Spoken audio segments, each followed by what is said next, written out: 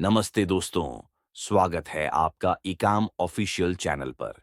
चलिए शुरू करते हैं आज का वीडियो। कभी सोचा है कि अगर एक कंप्यूटर सेकंड के लाखवें हिस्से में करोड़ों गणनाएं कर सके, तो दुनिया कैसी होगी? क्वांटम कंप्यूटर उसी कल्पना का नाम है, जो आज हकीकत बन रही है।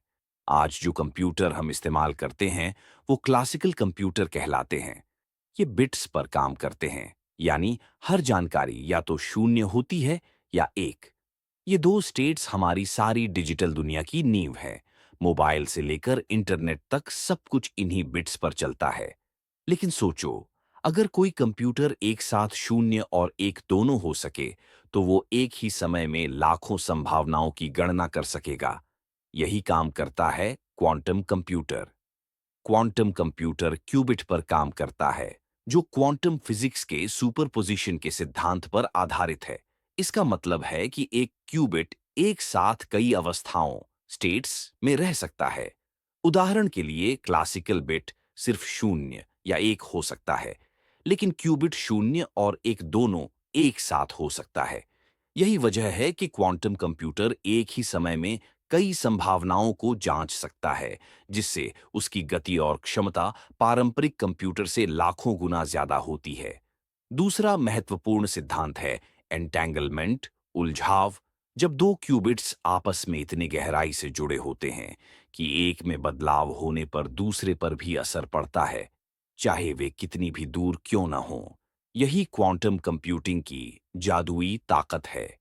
इस उलझाव की वजह से क्वांटम कंप्यूटर जटिल गणनाओं को एक साथ कई स्तरों पर कर सकता है, जिससे वह क्रिप्टोग्राफी, दवा निर्माण, मौसम पूर्वानुमान और एआई जैसी तकनीकों में क्रांतिकारी बदलाव ला सकता है। अब सवाल उठता है, क्यों जरूरत है क्वांटम कंप्यूटर की, जब हमारे पास सुपर कंप्यूटर हैं?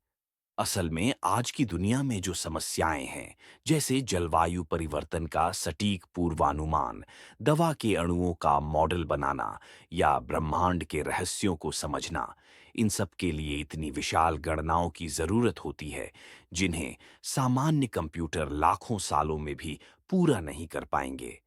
क्वांटम कंप्यूटर इन्हें कुछ ही मिनटों या घंटों में हल कर सकता है। 2019 में गूगल ने दावा किया था कि उसका क्वांटम कंप्यूटर सिकमोर ने एक ऐसा गणितीय कार्य 200 सेकंड में पूरा किया, जिसे दुनिया का सबसे तेज सुपर कंप्यूटर 10,000 साल में करता। यह घटना क्वांटम सुप्रीमसी कहलाती है, यानी वो पल जब क्वांटम कंप्यूटर ने पारंपरिक कंप्यूटर को पीछे छोड़ दिया। लेकिन अभी यह तकनीक शुरुआती दौर में है। क्वांटम कंप्यूटर बेहद संवेदनशील होते हैं।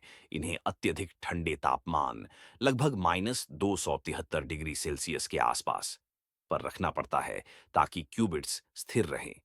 थोड़ी सी बाहरी गड़बड़ी या तापमान में बदलाव से डेटा नष्ट हो सकता है।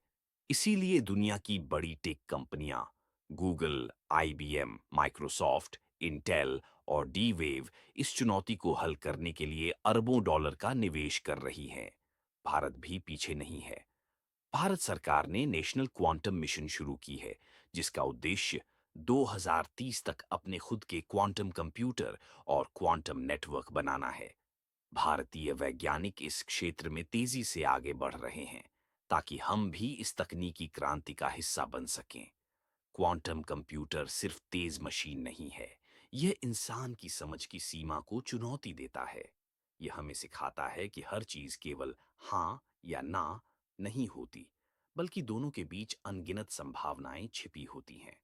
जिस दिन यह तकनीक आम हो जाएगी, उस दिन दवाओं की खोज से लेकर जलवायु नियंत्रण, बैंकिंग सुरक्षा और आर्टिफिशियल इंटेलिजेंस, हर क्षेत्र में नए युग की शुरुआत होगी।